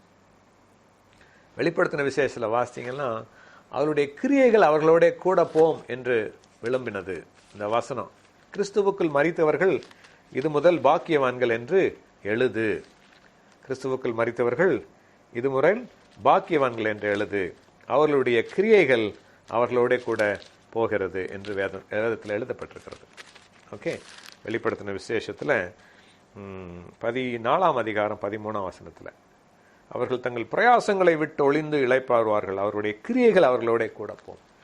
இந்த கிரியைகள் தான் நமக்கு பலன் அளிக்கும் பலியாக நம்மோடு கூட வருகிற கிரியைகள், நற்கிரியைகள் நமக்கு பலன் அளிக்கும்படியாக, நமக்கு பலனை தரும்படியாக, கிறிஸ்துவுக்குள் வாழ்ந்து கிறிஸ்துவுக்கென்று நற்காரியங்களை செய்கிறவர்களுக்கு பலன் அளிக்கிறபடியாக. அவர் அழகா சொல்றார் பாருங்க, சோர்ந்து போகாமல் நற்கிரியைகளை செய்து. நற்கிரியைகளை செய்வதில் சோர்ந்து போயிடக்கூடாது. நிறைய முறை நமக்கு சோறு வருவது எதனால தெரியுமா? நம்முடைய நற்கிரியைகளை யாரும் அப்ரிஷியேட் பண்ண மாட்டாங்க. இதனால தான் சோறு வரும். நான் இவ்வளோ நல்லது பண்ணிட்டு இருக்கிறேன், இவ்வளவு நன்மையான காரியங்களை செய்கிறேன், இவ்வளவு நல்லவனாக கர்த்தருக்கு பிரியமாய் வாழ்கிறேன், ஒன்றும் ரெக்கக்னேஷனே இல்லை அப்படின்னு சொல்லுவோம். ஆனால் சோர்ந்து போகாமல் நற்கிரியைகளை செய்து மகிமையும் கனத்தையும் அழியாமையும் தேடுகிறவர்களுக்கு நித்திய ஜீவனை அளிப்பார். முதல் காரியம், உங்களுடைய கிரியைகளுக்கு பலன் நித்திய ஜீவன். கிறிஸ்துவுக்குள்ளாய் வந்து நற்கிரியைகளை செய்கிற, சோர்ந்து போகாமல் நற்கிரியை செய்கிறவர்களுக்கு அவர் அளிப்பது நித்திய ஜீவன். 2வது 10ஆம் வசனத்தில், முன்பு யூதர்களும் பின்பு கிரேக்கர்களும் எவன் நன்மை செய்கிறானோ. இவர் எதுக்கு அப்படி எழுதுறாருன்னா, யூதன் என்றும் என்று கிரேக்கன் என்றும் இல்லை, முன்பு யூதர்களும், பிகாஸ் அவங்களுக்கு அட்ரஸ் பண்றது யூதர்களுக்கு அட்ரஸ் பண்ணார். உங்களையும் ஆகட்டும் கிரேக்கர்லே ஆகட்டும், எவன் நன்மை செய்கிறானோ அவனுக்கு மகிமையும் கனமும் சமாதானமும் உண்டாகும். ரொம்ப நமக்கு நித்திய ஜீவன் நம்ம பார்க்க முடியாது, ஆனால் உள்ளத்தில் தெரியும் நமக்கு நித்திய ஜீவன் வச்சிருக்கிறாரு. மகிமை கட்டாயமாக தருவார், அதையும் நமக்கால பார்க்க முடியாது, உணர முடியாது. கனம் சில வேளைகளே மனுஷர்கள் மத்தியிலே கனம் உண்டாகலாம், ஆனால் நிச்சயமாக பிதாவின் சன்னிதானத்தில் கனம் உண்டு. ஆனால் இந்த 4வதான காரியம் பார்த்தீங்கன்னா உங்களுக்கு உணர முடியும், சமாதானம். கர்த்தருக்குள் நன்மை செய்யும் பொழுது என்னதான் யாரு தூற்றினாலும், என்னதான் சூழ்நிலைகள் நமக்கு எதிராக இருந்தாலும் உள்ளத்தில் ஒரு சமாதானம் வரும். கர்த்தர் உங்களை சமாதானத்தில் நிரப்புவார். ஏனென்றால் நீங்கள் கிறிஸ்துவுக்குள்ளாய் நற்கிரியைகளை செய்கிறதுனால ஆவியானவருடைய தேவ சமாதானம், இயேசு கிறிஸ்துவின் சமாதானம் நமக்குள்ளே வரும். இந்த சமாதானத்தை நீங்களும் நானும் அறிந்து கொள்ள முடியும். ப்ராக்டிக்கலாக நீங்கள் பார்த்துருப்பீங்க, நிறைய முறை உள்ளத்தில் ஒரு சமாதானம் இருக்கும். வெளியில் யாரும் அதை ரெக்கக்னைஸ் பண்ணாட்டியும் கூட ஆண்டவருக்காக நான் செய்த காரியத்துக்கு எனக்கு ஒரு சமாதானம் உண்டு. இந்த சமாதானம் கர்த்தர் கொடுக்குற சமாதானம். தேவனிடத்தில் பட்சபாதமே இல்லைங்க, பட்சபாதமே இல்லை. நம்ம செய்கிற கிரியைகளுக்கு தக்கதாக கர்த்தருடைய பலன் இருக்கும். அடுத்ததாக இந்த இடத்துல நியாயப்பிரமாணத்தை குறித்தும் நியாயப்பிரமாணம் எல்லாமே குறித்துமான 2 காரியத்தை, சில விஷயங்களை இந்த இடத்துல சொல்றார். இதற்கு பிறகுதான் அதை குறித்து தெளிவாக எழுதி கொண்டு போகிறார். இப்போ நியாயப்பிரமாணத்தை கேட்கிறவர்கள் அல்லது அறிந்தவர்கள், அதாவது யூதர்கள், அவர்களுக்கு நியாயப்பிரமாணம் கொடுக்கப்பட்டிருக்கிறது, அவர்களுக்கு தெரியும். ஆனால் மற்றவர்களுக்கு, அதாவது அந்த காலகட்டத்தில் வாழ்ந்து மரித்து போன அநேகருக்கு, எத்தனையோ லட்சக்கணக்கில் கோடிக்கணக்கில் வாழ்ந்திருப்பாங்க, இன்றைக்கும் கூட அது இல்லாமல் வாழ்கிறவர்களுக்கு தேவனால் கொடுக்கப்பட்டிருக்கிற ஒரு மிக முக்கியமான காரியம் மனசாட்சி. மனசாட்சி அப்படிங்கிறது வந்துட்டு நல்லது தீயது எது என்பதை அறிந்து கொள்வதற்கான தேவன் தந்திருக்கிற ஒரு விசேஷித்த வரம் அல்லது ஒரு கிருபை மனிதர்களுக்கு கொடுக்கப்பட்டது. எப்படி நன்மையும் தீமையும் தெரிந்து கொள்வதற்கு நமக்கு சுய சித்தத்தை, இந்த மாரல் ஃப்ரீடம் கர்த்தர் கொடுத்தாரோ, அதே போலவே நல்லது தீயதை அறிந்து கொள்வதற்கான மனசாட்சியும் கொடுத்திருக்கிறார், அதை செய்வதற்கு செய்யக்கூடாமல் இருப்பதற்காக. அப்போ இந்த நியாயப்பிரமாணத்தை கேட்கிறவர்கள், இந்த வசனத்தை கவனிங்க, 12ஆம் வசனத்துல, எவர்கள் நியாயப்பிரமாணம் இல்லாமல் பாவம் செய்கிறார்களோ அவர்கள் நியாயப்பிரமாணம் இல்லாமல் கெட்டு போவார்கள். எவர்கள் நியாயப்பிரமாணத்துக்கு உட்பட்டவர்களாய் பாவம் செய்கிறார்களோ அவர்கள் நியாயப்பிரமாணத்தினாலே ஆக்கினை தீர்ப்படைவார்கள். அப்போ நியாயப்பிரமாணத்தை கை கொண்டு நடக்கிறோம், நியாயப்பிரமாணத்தை கேட்குறோம், எல்லாமே நான் ஃபாலோ பண்ண விரும்புகிறேன், அப்போ நான் பாவம் செய்கிறேன் அப்படின்னா இந்த நியாயப்பிரமாணத்தினாலேயே ஆக்கினை தீர்ப்பு உண்டாகும். நியாயப்பிரமாணம் இல்லாமல் பாவம் செய்தவர்களுக்கு தான் இந்த மனசாட்சி, அதாவது 15ஆம் வசனத்தில் வாசிச்சிங்கன்னா 14 நியாயப்பிரமாணம் இல்லாத புறஜாதிகள் சுபாவமாய் நியாயப்பிரமாணத்தின்படி செய்கிறதுனாலே, நியாயப்பிரமாணம் இல்லாத அவர்கள் தங்களுக்கு தாங்களே நியாயப்பிரமாணமாக இருக்கிறார்கள். They don't have the written law as it was given to the Israelites. ஆனால் அவங்களும் வந்துட்டு சுபாவமாய் செய்கிறாங்க. அதாவது கொலை செய்யக்கூடாது என்பது அவர்களுக்கு எழுதப்பட்ட விதி. மற்றவர்களுக்கு கொலை செய்கிறது தவறு, பாவம் என்று தெரிந்து அதை அவர்கள் செய்கிறதில்லை இல்லையா?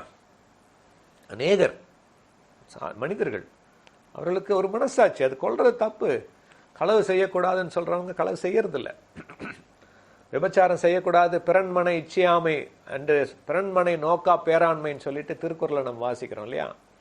அடுத்தவன் மனைவியின் மேல கண் வைக்கக்கூடாத, பிறன் மனைவி இச்சியாதிருப்பாயாக, பிறனுக்குள்ள யாதொன்றை இச்சியாதிருப்பாயா என்பது 10வது கற்பனை.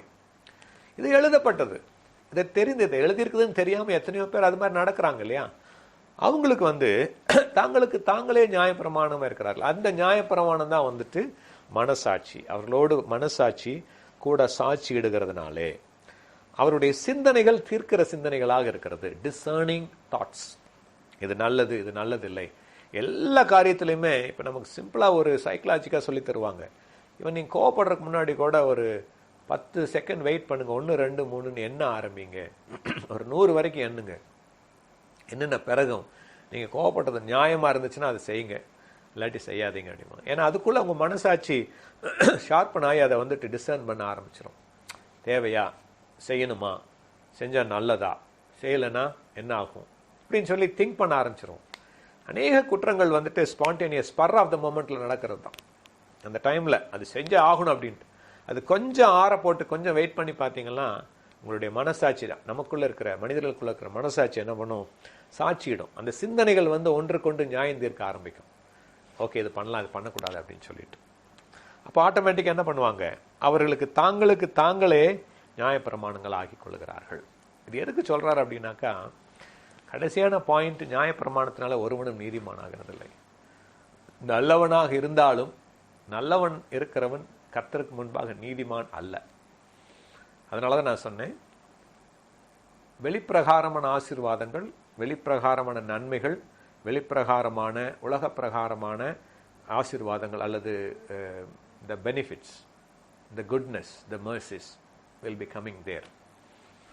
உள்ளான ஆசீர்வாதமாகிய நித்திய ஜீவன், உள்ளான ஆசீர்வாதமாகிய ரட்சிப்பு, உள்ளான ஆசீர்வாதமாகிய மகிமையின் சுதந்திரம், இதெல்லாமே இயேசு கிறிஸ்துவின் மூலமாகத்தான் வருது. அதனால தான் பவுல் இன்ட்ரோடக்ஷனில் சொல்லும் பொழுது, நியாயப்பிரமாணத்தினாலே நீங்கள் நல்லது தீயது என்னது என்பதை புரிந்து கொள்ள முடியும். புரிந்து கொண்டவர்களுக்கு அதுவே நியாயப்பிரமாணத்தினாலே ஆக்கினை கொடுப்பதாக அமைந்திருக்கிறது. புரிந்து கொள்ளாதவர்களுக்கு தங்களுடைய மனசாட்சியின் மூலமாகவும் தங்களுடைய சிந்தனைகள், நியாயம் தீர்க்கிற சிந்தனைகள் மூலமாகவும் அது என்ன செய்கிறது, அவர்களுக்கு நல்லது தீயது என்னது என்பதை அதை விளங்க காண்பிக்கிறது. ஆனால் யூதர்களுக்கு சொல்றாரு, நீ யூதன் என்று பெயர் பெற்று நியாயப்பிரமாணத்தின் மேல் பற்றுதலாக இருந்து தேவனை குறித்து மேன்மை பாராட்டி, இந்த இடத்துல நம்மை அதற்குள்ள வைத்து பார்ப்போம்.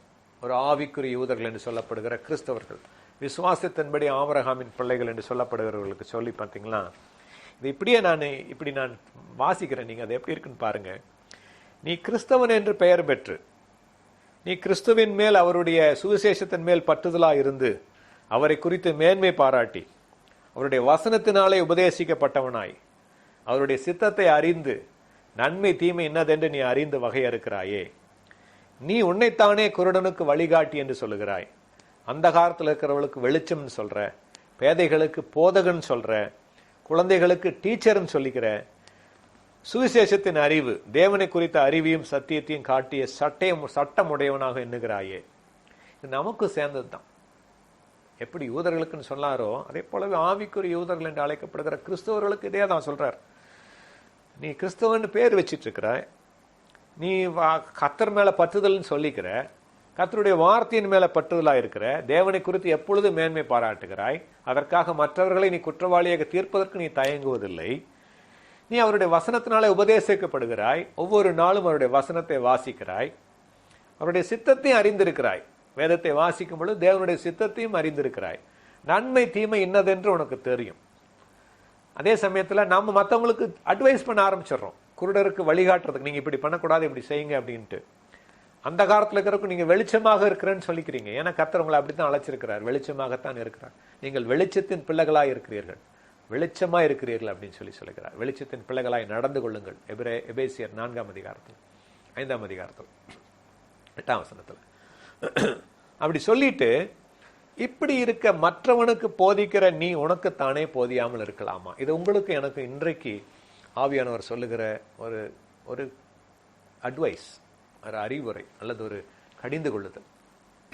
நிறைய பேர் இதை கேட்கிற நீங்களும் நானும் ஆவியானவர் பேசுகிறபடியாக நம்ம பெயர் அளவிலே அல்லது நம்முடைய வாழ்க்கை நெறியிலே அல்லது நம்முடைய ஆவிக்குரிய வாழ்க்கையிலே நாம் வாசிப்பதற்கும் நாம் செயல்படுத்துவதற்கும் வித்தியாசம் இருக்கிறதா என்பதை நாம் ஆராய்ந்து பார்க்க வேண்டும். Is our talking and our walking are the same? Is our practicing and the preaching are the same? Is our words and the ways are the same? இதை நாம் சீர்திருத்தி பார்க்க வேண்டும். அதுக்கப்புறம் கேட்குறாரு, மற்றவனுக்கு போதிக்கிற நீ உனக்குத்தானே போதியாமல் இருக்கலாமா? களவு செய்யக்கூடாதுன்னு சொல்ற, நீயே களவு செய்யலாமா? தப்புன்னு சொல்லிட்டு நீ அது பண்ணலாமா? மற்றவங்களுக்கு பிரசங்கம் பண்ணிட்டு நீயே அதே தப்பை பண்ணலாமா? இதனால தான் தேவனை கனவீனம் பண்ணலாமா? மேன்மை நியாயப்பிரமாணத்தை குறித்து மேன்மை பாராட்டுகிற யூதர்கள், கிறிஸ்துவை குறித்து மேன்மை பாராட்டுகிற நானும் நீங்களும், கிறிஸ்துவின் உபதேசத்தை மீறி நடந்து, நியாயப்பிரமாணத்தை மீறி நடந்து அவரை கனவீனம் பண்ணலாமா? கிறிஸ்துவை கனவீனம் பண்ணுகிறோம்ல, தேவனை நாம் கனவீனம் பண்ணுகிறோம். எத்தனையோ முறை கனவீனம் பண்ணுகிறோம் இப்படி செய்யும் பொழுது. அதனால தான் தேவனுடைய நாமம், கர்த்தருடைய நாமம் புறஜாதிகளுக்குள்ளே நம் மூலமாய் தூஷிக்கப்படுகிறது. ஒரு முறை மகாத்மா காந்தி அவர்கள் சொன்ன மிக ஃபேமஸான ஒரு கோட் உண்டு, கிறிஸ்தவர்களின் கிறிஸ்துவை எனக்கு பிடிக்கும், இந்த கிறிஸ்துவின் கிறிஸ்தவர்களை பிடிக்காது. ஏன்னா அந்த கிறிஸ்தவர்கள் கிறிஸ்துவை காண்பிப்பதில்லை. The Christians, if they show the real Christ through them, everybody will follow their Christ. But they are not showing the real Christ who is in them. அவர்களுக்குள்ளே இருக்கிற கிறிஸ்து முழுமையாக வெளிப்பட்டார் என்றால், உண்மையாக வெளிப்பட்டார் என்றால், அத்தனை பேரும் அந்த கிறிஸ்துவை பின்பற்றுகிறவர்களா இருப்பார்கள். The Christians, they are not glorifying the Christ in them. அதனால தான் வெளியில் இருக்கிறவங்களுக்கு அந்த கிறிஸ்துவை பற்றி தெரிவதில்லை, அந்த கிறிஸ்துவை அவர்கள் பின்பற்ற விரும்புவதில்லை. அவங்க நம்முடைய வாழ்க்கையை தான் பார்க்குறாங்க. You are the written Bible for them, you are the gospel for the people around you. They may not red Romans படிச்சிருக்க மாட்டாங்க, கலாத்தியர் படிச்சிருக்க மாட்டாங்க, சங்கீதம் படிச்சிருக்க மாட்டாங்க, நீதிமொழிகள் படிச்சிருக்க மாட்டாங்க. அவர்கள் படிக்கிற ஒரே புத்தகம் நீங்களும் நானுமாகத்தான் இருக்கும். when they read your life, when they see your life, they will know how God is. இப்படித்தான் இருப்பாரா இறைவன், இப்படி கூட தன் ஜனங்கள் மூலமாக பண்ண முடியுமா என்பதை நாம் சாட்சிகளாக இருக்க முடியும். நானும் நீங்கள் என்னையும் சேர்த்து சொல்றேன். அப்புறம் சொல்றாரு, நீ நியாயப்பிரமாணத்தை கை கொண்டு நடந்தால் விருத்த சேதனம் பிரயோஜனம் உள்ளது. அடுத்தது அந்த விருத்த சேதனத்தை பற்றி சொல்றார். ஆக்சுவலா அதுலேயுமே அது 2 வகையான விருத்த சேதனம் உங்களுக்கு தெரியும். ஆக்சுவலா மாம்ச பிரகாரமான செய்யப்பட்ட விருத்த சேதனம் ஒரு நிழல், இருதயத்தில் செய்யப்பட்ட விருத்த சேதனம் நிஜம். இருதயத்தில் செய்யப்படுகிற விருத்த சேதனத்தை செய்கிறவர் கர்த்தர். சரியா? மோசேயே எழுதியிருக்கிறாருங்க. இப்போ அவர் யாரு? ஆபிரகாமுக்கு கொடுக்கப்பட்டது விருத்த சேதனத்தின் உடன்படிக்கை இல்லையா?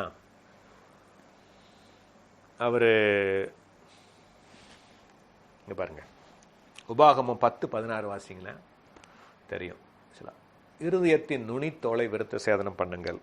உங்கள் இருதயத்தின் நுனித்தோலை நீங்கள் விருத்த சேதனம் பண்ணுங்கள். You have to circumcise the foreskin of your heart. இதுதான் ஆக்சுவல் ஆவிக்குரிய விருத்த சேதனம், ஆவிக்குரிய நிஜம். இதுதான் அதற்கு அடையாளமாகத்தான், சரீரத்தில் ஒரு அடையாளத்தை போட்டுக்கொள்வதற்காகத்தான் சரீர பிரகாரமான விருத்த சேதனம் இஸ்ரவேலருக்கு கொடுக்கப்பட்டது. இன்றைக்கும் அவர்கள் செய்து கொண்டிருக்கிறார்கள். அப்போ ஆக்சுவல் விருத்த சேதனம் இருதயத்தில் செய்யப்படுகிறது. இங்கே எழுதியிருக்கு 29ஆம் வசனத்தில், எழுத்தின்படி உண்டாகாமல், 28லிருந்தே வாசிக்கலாம். புறம்பாக யூதனானவன் யூதன் அல்ல, புறம்பாக மாம்சத்தில் செய்யப்படும் விருத்த சேதனமும் விருத்த சேதனம் அல்ல, உள்ளத்தில் யூதனானவனே யூதன்.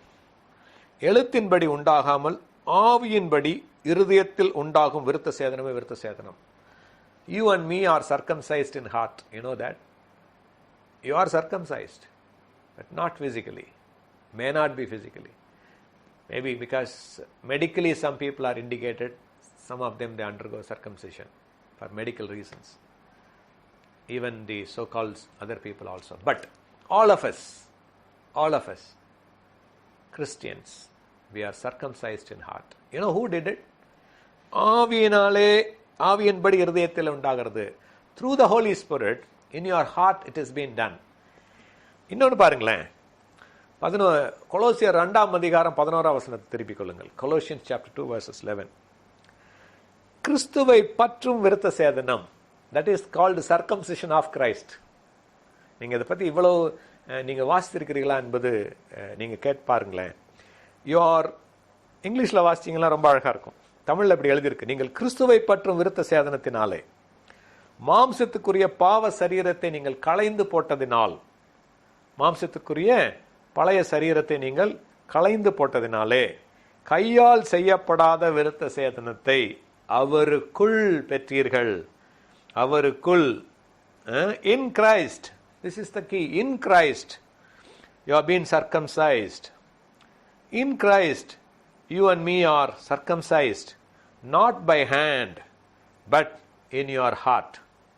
In your heart. நான் ஆங்கிலத்தில் வாசிக்கிறேன். Colossians chapter 2 verses 11. In whom who? Jesus Christ. In whom also you are circumcised with the circumcision made without hands. How? In putting off the body of the sins of the flesh. எப்பொழுது நாம் மாம்ச சரீரத்திலே உண்டான பாவத்தை களைகிறோமோ, in putting off the body of the sins of the flesh, அது பாவத்தின் சரீரம், பாவத்தின் மாம்சம், பாவத்தின் மாம்சமாகிய அந்த சரீரத்தை களைந்து போட்டதுனாலே, by the circumcision of Christ. It is not circumcision of the Jews, it is not the circumcision of anybody else, but it is a circumcision of Christ. Hallelujah. You and me are circumcised in the Spirit, by the Holy Spirit, in Christ, by God. இதே ரோமர் 2ஆம் அதிகாரம் அந்த கடைசி 29ஆம் வசனத்தை ஆங்கிலத்தில் வாசிக்கிறேன். But he is a Jew which is one inwardly, and circumcision is that of the heart in the Spirit. உங்களுடைய ஆவியிலே, உங்கள் ஆவி மனிதனிலே இருதயத்தின்படி உண்டான விருத்த சேதனம், இருதயத்தில் உண்டாகும் விருத்த சேதனமே விருத்த சேதனம். It is not in the letter, because letter kills, but the Spirit quickens. எழுத்து கொல்லுகிறது, ஆவியோ உயிர்ப்பிக்கிறது. 2 கொரிந்தியர் 3ஆம் அதிகாரத்தில் இருக்கு நினைக்கிறேன் அந்த வசனம். எழுத்து கொல்லுகிறது, மாம்சம், ஆவியோ உயிர்ப்பிக்கிறது. அப்போ எழுத்தின்படி உண்டான விருத்த சேதனம் அல்ல, ஆவியின்படி இருதயத்தில் உண்டாகிற விருத்த சேதனமே விருத்த சேதனம். 2 கொரிந்தியர் 3:6 கடைசி பாகம். எழுத்து கொள்ளுகிறது, ஆவியோ உயிர்ப்பிக்கிறது. The letter kills, but the Spirit quickens. So you and me are quickened people. You and me are circumcised in heart by the Spirit through Jesus Christ. இது ஞாபகத்தில் வச்சுக்கோங்க. How we are circumcised? We are circumcised in the heart by the Spirit, Spirit of God. இருதயத்தில் உண்டு ஆவியின்படி, in the Spirit, through Jesus Christ, by God Almighty. இதுதான் உங்களுக்கு எனக்கு உண்டான விருத்த சேதனம். சரிங்களா? இப்போ இதை வச்சுக்கிட்டு 25ஆம் வசனத்துக்கு வாங்களேன். நீ நியாயப்பிரமாணத்தை கை கொண்டு நடந்தால் விருத்த சேதனம் பிரயோஜனம் உள்ளதுதான். நீ நியாயப்பிரமாணத்தை மீறி நடந்தால் இந்த விருத்த சேதனம் இல்லாமையாக மாறி போனது. When you are following the law, your circumcision, your விருத்த சேதனம் உள்ளவனாய் நடந்தால், நியாயப்பிரமாணத்தை கை கொண்டு நடந்தால், your circumcision goes in hand with the law. If you are transgressing the law, then your virtha sedanam, your circumcision, is of no point. Here it is called hypocrisy. I am circumcised. I am into that. So I can do anything. I don't want to follow. What do you call such people? You call them as hypocrites. மாய்மாலம், மாய்மாலக்காரர். அதே ஆவிக்குரிய வாழ்க்கையில் எந்த நடக்குது? ஆண்டவருடைய பிள்ளை என்று சொல்லிட்டு கர்த்தருடைய வசனங்களை மீறி நடந்தால், your so called spiritual life is a mockery. நம்ம கர்த்தருடைய காரியங்களை மீறி நடக்கும் பொழுது நமக்குள் நாம் சொல்லுகிற நம்முடைய ஆவிக்குரிய வாழ்க்கை என்பது கேலிக்கூத்தாக மாறிவிடுகிறது, கேள்விக்குறியாக மாறிவிடுகிறது. அதனாலதான் சுபாவத்தின்படி விருத்த சேதனம் இல்லாதவனாய் இருந்தும் நியாயப்பிரமாணத்தை நிறைவேற்றுகிறவனாய் இருந்தால், someone who is without being circumcised but still he is doing the good works, he will condemn you which has got a word of God and the circumcision. இது நமக்கு இன்றைய வாழ்க்கையில் எவ்வளவு பிரயோஜனமா இருக்குன்னு யோசிச்சு பாருங்களேன். நம்மகிட்ட தேவ எழுத்து இருக்கு, கர்த்தருடைய வார்த்தை இருக்கிறது, விருத்த சேதனம் இருக்கிறது, ஆவியினாலே பெற்ற கிறிஸ்துவினாலே, கிறிஸ்துவுக்குள் பரிசுத்த ஆவியானவர் மூலமாக தேவன் நமக்கு விருத்த சேதனம் நம்முடைய ஆவியிலே செய்திருக்கிற, இருதயத்திலே செய்யப்பட்டிருக்கிற விருத்த சேதனம் உண்டு. நமக்கு வேத எழுத்தும் இருக்கிறது. ஆனாலும் நாம் கர்த்தருடைய வார்த்தையை மீறி நடக்கிறோம். கர்த்தருடைய வார்த்தையை மீறி நடக்கும் பொழுது மற்றவர்கள் நம்மை குற்றப்படுத்துகிறார்கள். இதுதான் நடக்குது. பிகாஸ் தே சே, நாங்களே நல்லது பண்றோமே, நீங்க என்ன நல்லது பண்றீங்க? நாங்க இவ்வளவு உதவி பண்றோம், ஏழைகளுக்கு உதவி பண்றோம், நாங்க அது செய்யறோம், இது செய்யறோம், நீங்க அப்படி இல்லையே, உங்களுக்குள்ளேயே நீங்க சண்டை போட்டுக்கிறீங்க, எங்களுக்கு இருக்கிற ஒற்றுமை உங்களுக்கு இல்லையே, எங்களுக்கு காணப்படுகிற நல்ல காரியங்கள் உங்களுக்கு இல்லையே, சண்டைகள் உங்களுக்குள்ளவா அதிகமாக வருகிறது, சபைக்குள்ளதான பெரிய சண்டை வருது, அரசியலே சபைகளுக்குள்ளதான நடக்கிறது, எல்லா காரியங்களும் உள்ளுக்குள்ளே காணப்படுகிற காரியம் அல்லவா? அதனால் நீங்க எந்த விதத்துல நீங்கள் மேன்மை, கிறிஸ்தவர்கள் என்று சொல்லப்படுகிறவர்களே நீங்கள் எந்த விதத்துல மேன்மை என்று நம்மை குற்றப்படுத்துகிறார்கள். இதனாலதான் கர்த்தர் சொல்லுகிறார், நீ செய்கிற கிரியைக்கு தக்க பலன் உண்டு என் மகனே, என் மகளே. நீ அழைக்கப்பட்ட அழைப்பின்படியாக, நீ கிறிஸ்துவுக்குள் அழைக்கப்பட்ட அந்த அழைப்பின்படியாக நீ செய்கிற எல்லா கிரியைக்கும், இந்த கர்த்தருடைய நாமத்துக்கு மகிமையை கொண்டு வருகிற கிரியாக, நற்கிரியாக இருக்குமானால் நீ சோர்ந்து போகாமல் செய்வாய் என்றால் உனக்கு கனம் உண்டு, மகிமை உண்டு, சமாதானம் உண்டு, அது மட்டுமல்ல நித்திய ஜீவனும் உண்டு. இல்ல, நான் நியாயப்பிரமாணத்தின்படி, ஆண்டவருடைய வேதத்தின்படி, வசனத்தின்படி நான் செய்ய விருப்பமில்லை, நான் செய்ய மாட்டேன், நான் எனக்கு கிருபை இருக்கிறது, கர்த்தர் என்னை மன்னித்திருக்கிறார் என்று செய்வாயானால், கர்த்தர் இயேசு கிறிஸ்துவை கொண்டு மனுஷருடைய அந்தரங்கங்களை குறித்து நியாய தீர்ப்பு கொடுக்கும் நாளிலே இது வெளியாகும். எது வெளியாகும்? நம்முடைய கிரியைகள் வெளியாகும். அதனாலதான் 1 கொரிந்தியர் 3ஆம் அதிகாரத்தில் அந்த சபையை கட்டுவதை குறித்து அல்லது தேவனுடைய ஊழியத்தை குறித்து சொல்லும் பொழுது பவுல் சொல்லியிருப்பார், பொன், வெள்ளி, வெண்கலம், கல், வெளியேற பெற்ற கல், மரம், வைக்கோல், பேப்பர், இந்த மாதிரி எது வேணாலும் வச்சு கட்டலாம், ஆனால் அக்கினியானது அதை வெளிப்படுத்தும். அக்கினியானது அந்த நாளிலே அதை வெளிப்படுத்தும். எது நிற்கும்? ஸ்ட்ராங்காக கட்டப்பட்டவைகள் நிற்கும். வைக்கோலினாலும் புள்ளினாலும் பேப்பர் மற்ற காரியங்கள்னாலும் கட்டப்பட்டவைகள் நிற்காது. அது நம்முடைய பர்சனல் லைஃப்க்கும் நம்முடைய கிறிஸ்டியன் லைஃப்க்கும் அது பொருந்தும். கர்த்தர் நியாய தீர்ப்பு கொடுக்கிற நாளிலே அது வெளியாகும். இல்லாவிட்டால் கோபாக்கினை நாளிலே நமக்கு கோபாக்கினை குவித்து வைக்கப்படும். உக்கிர கோபாக்கினை வரும், உபத்திரமும் வியாகுலமும் உண்டாகும். 5ஆம் வசனம், 8ஆம் வசனம், 9ஆம் வசனத்துல பொல்லாங்கு செய்கிறவர்களுக்கு உபத்திரமும் வியாகுலம் உண்டாகும். இது ஃபியூச்சர், கர்த்தர் செய்கிற அந்த நியாய தீர்ப்பினால். பட் இப்ப நடக்கிற காரியத்தை குறித்து சொல்றார், அடுத்தவர்களுக்கு நீங்களும் நானும் சாட்சியாக இருக்க முடியாது. ஏனென்றால் நம்முடைய வார்த்தையும் நம்முடைய நடக்கையும் ஒரு போல இல்லை. நாம் மற்றவர்களை குற்றவாளியாக தீர்க்கிறோம், நாமே அந்த குற்றங்களை செய்கிறோம். மற்றவர்கள் தப்பு என்று சொல்லுகிற காரியங்களை நாம் செய்து கொண்டிருக்கிறோம். ஒருவேளை அது அந்தரங்கமாக இருக்கலாம், மற்றவர்கள் பார்க்கக்கூடாத விதத்தில் இருக்கலாம். அது கர்த்தர் நியாய தீர்ப்பு கொடுக்க ஏதுவான காரியம். அல்லது நம்மை சுற்றி இருக்கிறவர்கள், பிற இனத்தவர்கள், கிறிஸ்துவை அறியாதவர்கள் தேவனுடைய நாமத்தை தூஷிப்பதற்கு நம்மை விருத்த சேதனத்தையும் வேத எழுத்தையும் உடையவர்களாகிய நம்மை, ஆனாலும் நம்ம நியாயப்பிரமாணத்தை, நம்முடைய கர்த்தருடைய வார்த்தையை மீறி நடக்கும் பொழுது, நீங்கள் என்ன பிரசங்கம் பண்ணுறது ஒன்று பண்ணுறீங்க, நீங்கள் சொல்கிறது ஒரு விதமாக இருக்குது, உங்கள் செய்கை ஒரு விதமாக இருக்குன்னு சொல்லி கர்த்தரை ஏற்றுக்கொள்ள முடியாது.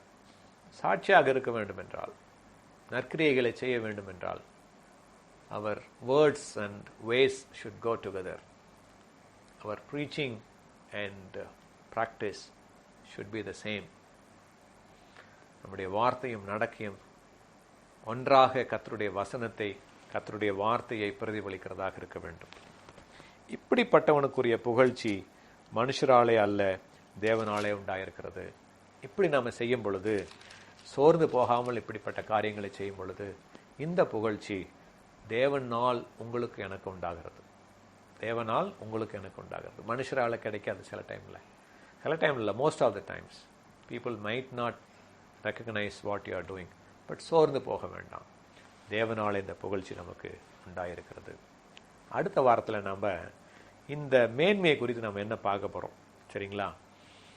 நியாயப்பிரமாணத்துக்கும் தேவ நீதிக்கும் உள்ள வித்தியாசம், எழுத்தின்படியான ஊழியத்துக்கும் ஆவியின்படியான ஊழியத்துக்கும் உள்ள வித்தியாசம்,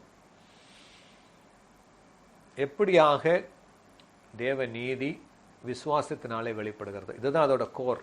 ரோமன்ஸோட கோர் வந்துட்டு, the salvation comes through the faith upon Jesus Christ, Son of God, and His sacrifice.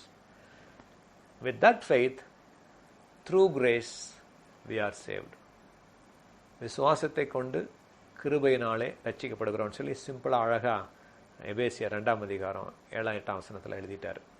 இந்த இடத்துல அதை எக்ஸ்பிளைன் பண்ணி சொல்கிறார். நம்ம அடுத்த வாரத்தில் தியானிக்கலாம், சரிங்களா? கர்த்தர் உங்களை ஆசீர்வதிப்பாராக. தொடர்ந்து வாசிங்க. இது நான் ரஷ் பண்ண விரும்பலை. கொஞ்சம் ஒவ்வொரு அதிகாரமாக படித்தோம்னா ஓரளவுக்கு நமக்கு கிளியரன்ஸ் இருக்கும் அப்படிங்கிறதுக்காக தான் ஸ்லோவாக போகிறேன். let us go chapter by chapter, so that will give a spiritual meaning for us, and practical values you can learn from that. அதை குறித்து நம்ம எப்படி என்பதை நம்ம அறிந்து கொள்ள முடியும். ஓவரால் சொல்லிட்டு போட்டோன்னா நிறைய வசனங்களை நம்ம மிஸ் பண்ணுறதுக்கு சான்ஸ் இருக்குது, சரிங்களா? ஸோ அதனால் 2ஆம் அதிகாரத்தோடு நான் நிறுத்திக்கிறேன். கர்த்தருக்கு சித்தமானால் அடுத்த வாரத்தில் 3ஆம் அதிகாரத்தை டைம் பொறுத்து நம்ம ஒரு அதிகாரம் முடிக்க முடிஞ்சதுன்னா அடுத்த அதிகாரத்துக்கு போவோம், ஏன்னா ஒரு அதிகாரத்தோடு நிறுத்திக்குவோம். நீங்கள் கூட go and study that, read that, meditate and study on the word of God. கர்த்தர் உங்களை தன்னுடைய வசனத்துக்குள்ளாய் கொண்டு செல்வார், ஆழங்களுக்குள்ளாய் கொண்டு செல்வார். கடினமாக தோன்றினாலும் கவலைப்பட வேண்டாம். நம்முடைய இருதயத்தின் வளர்ச்சிக்கு, நம்முடைய ஆவிக்குரிய வளர்ச்சிக்கு ஏற்றபடியாக கர்த்தர் நமக்கு தன்னுடைய ஆவியானவர் மூலமாக கற்றுக் கொடுப்பார். கர்த்தர் தாமே உங்களை ஆசீர்வதிப்பாராக.